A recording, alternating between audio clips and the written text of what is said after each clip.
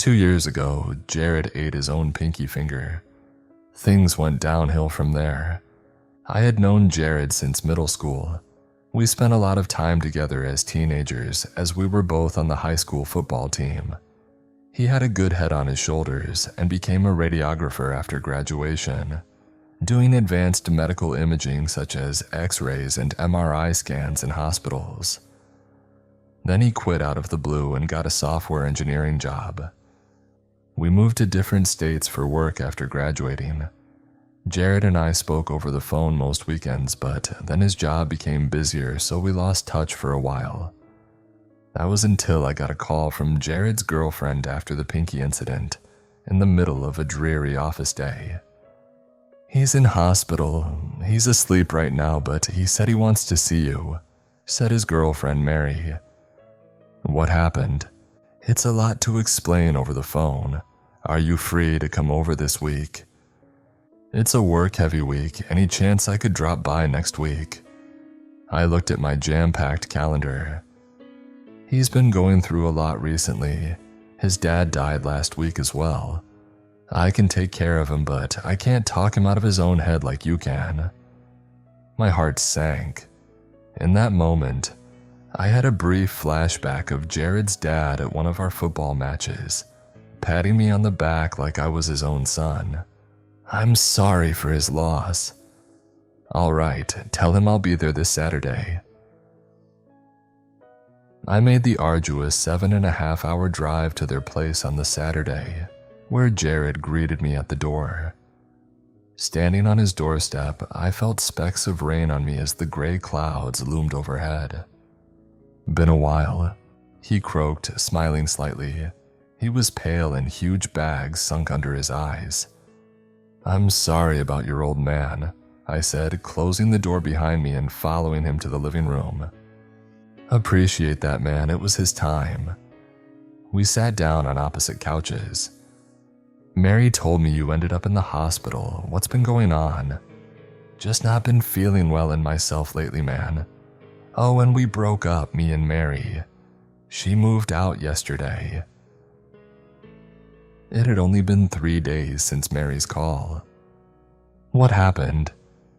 "I convinced her I was cheating on her. I wasn't, but I needed her out of the picture. Can't put her through the stuff I'm gonna go through soon." My concern grew. He held up his left hand, wrapped in a bandage. "Looks like one hell of an accident," I said. "It wasn't an accident," he replied. "I cut my finger off with a kitchen knife and ate it. That's what I wanted to talk to you about today. I need help. I'm afraid, man, very afraid." His voice was shaky. I was speechless and continued staring at his bandaged hand. Had he lost his mind? "The real reason I quit my medical job back then," he continued. "Well, I did the imaging for a lot of surgeries. When they opened them up, sometimes blood would splatter on the floor, on the equipment. Jesus." He shook his head, looking down. "You're gonna think I'm insane." I blinked, waiting for him to make his point. "Ever since I started that job, it's given me an insatiable craving for human flesh. I know you're probably thinking, what the hell? Right now, but just hear me out. It doesn't come on when my mind's occupied or I'm talking to people like we are now, just when I'm alone or in my head." I stared at him in silence. He sighed and continued. "It began when I took that job. I'd stare at these people with their insides out in the open, blood everywhere, and I'd have an insatiable gnawing in my stomach. I tried to keep it at bay by eating a metric ton of chicken breast and steak, but that didn't work. It got so bad I started biting the insides of my mouth and chewing bits off my tongue. When I quit that job, the feeling went away for a bit, but it started coming back recently. I don't know why, but I can't make it stop. Anytime I'm alone for a while, the craving comes back. Last week, I couldn't help it. I just chopped off my finger and ate it down to the bone. I don't know what's wrong with me. Imagine not eating for a week, then someone puts a cheeseburger right in front of you and says you can't eat it. That's what that felt like. You didn't get these cravings when you were at work or with Mary? I asked, still trying to wrap my head around the situation. Not before, but they became stronger recently. I found myself getting them when I was in bed with Mary. I'd stare at the back of her neck when she was asleep, trying to resist the urge of taking a bite out of her. I had to push her away. I don't know what I'd do if I lost control and hurt her. He got teary. Despite pitying him, I suddenly became very aware that we were alone together, and I edged backwards a little. He spotted me moving away. Dude, he smiled slightly. It's not that bad. I can hold a conversation without turning into a vampire. Like I told you, it's just when I'm stuck in my own head or alone for a long time. You ever thought about getting help? I asked. Kinda sounds like an extreme case of OCD or something. I've got an appointment next week with a psychiatrist. Hopefully they can get to the bottom of what's going on.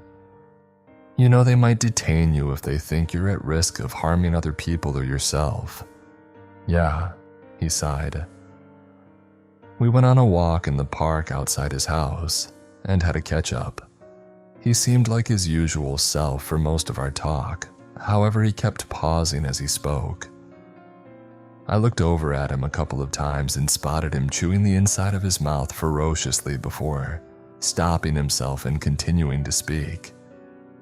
I left that day still concerned for him, hoping something productive would come of his medical appointment. I called him the week after. His psychiatrist started him on Luvox and decided he didn't need to be detained. He sounded more upbeat, so I assumed the medication and the appointment had eased his mind. We called each other weekly, and each week he seemed to be doing better, and said the urges had almost completely gone away. Then a few months ago, I got a panicked call from him at 2 a.m. Half awake, I ignored the call at first, thinking I should have turned my phone on silent before bed. When it kept ringing, I grew concerned and picked up. "I'm going to prison, man. I've screwed up bad," he said in a hushed tone, his voice cracking. "What happened?" I asked, alarmed. "There's this little girl who walks to school with her mom past the outside of my house most days," he said, "and I used to just stare at her, and every time she walked by, the cravings would come back." I shuddered, praying this was not going where I thought it was. This morning, I just couldn't help myself. I went outside as they came towards my house and pushed her over. Her mom was screaming and hitting me. The neighbors were calling the police. My heart raced and I jolted upright in bed. "What the hell, man? I thought you were getting better this whole time. Did you, hurt her?" "No, other than making her fall." I regretted it as soon as I did it. There was so much fear in her eyes. I wanted to take a bite out of her so bad, but managed to stop myself. I heard footsteps and shouting in the background. "I gotta go," he said, then cut off the line. I sat still in bed for about an hour, dazed. Jared was sent to a psych ward in his state. They allowed visitors, so I managed to book a time to see him. A staff member brought him out to the visitors area. He was dressed in white anti-ligature clothing that covered his neck to his ankles. His arms and legs were chained. There were bloodied bandages over his hands and plasters covering his cheeks. He wore a leather mask with holes in it. When he opened his mouth to speak, I could just about see through the holes to notice that the tip of his tongue was missing. That thing was half the size it should have been, and he couldn't pronounce his T's and S's properly. His eyes were bloodshot, his expression weary. "What happened to you, man?" I said. "What does it look like?" He answered, his voice monotone, muffled slightly by the mask. It was the voice of a man who had had enough. "How have they been treating you here?" I asked. "All right, better than expected. The staff here stopped me eating myself and other people to death at least. Appreciate you coming to see me." "Don't mention it," I said. How are the cravings? Worst they've ever been. I'm just gonna be honest. If they let me out of these right now, he shook the chains on his wrists, I'd eat you and everyone else in the room. Then I'd go looking for other people or just eat myself. Not that I'd want to, I just know I wouldn't be able to control the urges. The hunger keeps me awake at night. I haven't slept in 3 days. No one's gotten hurt so far apart from me, I guess, but they've been getting worse every day. My psychiatrist tried everything, every pill under the sun. It's not gotten to the point where they have to sedate me, but I'll get there eventually. They can't figure out what's wrong with me. It's torture, man. Wouldn't wish this existence on anyone. I'm sorry, I said. He nodded slightly. Did that Luvox stuff stop working? He shook his head. I never took the pills. The first one made me feel sick, so I stopped. I lied at that first appointment, downplayed everything, said it was just a few voices telling me to chew my fingers, denied wanting to eat other people even though I'd been having those thoughts. I know it was wrong of me, I wanted help, but I just didn't want to get detained. But even if I told the truth, it's not like they could do anything to help me. But you were getting better for a while, I said. You were making good progress for months. I thought it was the pills working. Why did you suddenly get worse? It didn't suddenly get worse. It's been this bad all along. But before the incident with the girl, I had a way to cope. A way to keep the cravings at bay for a while. What was that? I asked. We stared at each other in silence for a while. Tears welled up in his eyes and his hands started to tremble. He looked at the staff member who had accompanied him. I'd better get going now, I've got a medication review in a few minutes. Anyway, good to see you, man, you take care. I was bewildered by the abrupt ending to our meeting. The image of the bloodied bandages covering his chewed-up fingers was seared into my mind. A few weeks later after our meeting, I got a call from the hospital to inform me that Jared had died. He had somehow managed to get the mask off when the staff weren't looking, and that resulted in him chewing his arms to the bone. His left arm got infected and he became septic, then died in hospital. They think he had some kind of schizophrenia mixed with a severe psychosis, but they weren't sure what induced it. It's rare, but it happens to people occasionally, and each case is its own medical mystery. They're still looking into his case to this day. However, the bigger mystery to me was how he had been able to live a somewhat normal life for the good part of 2 years. He hadn't taken his pills. Not that they would have worked anyway. And he couldn't even be left alone for a few minutes without eating himself. I soon found out. When the authorities cleared out his empty house, they discovered the scarce remains of his deceased father in the freezer. Evidently, he had dug the corpse up and been eating pieces of it for over a year, each piece giving temporary relief from his unstoppable cravings. The corpse was stripped down to the bone. The entire time he was calling me every weekend, pretending everything was fine and that he was getting better. When he had gnawed off the last chunk of decaying flesh between 2 of the ribs, there was nothing left to keep his ravenous appetite at bay. Then he lost control and attacked the girl. He obviously deteriorated rapidly after that incident. I had met Jared's dad a couple of times in high school and he was the nicest guy.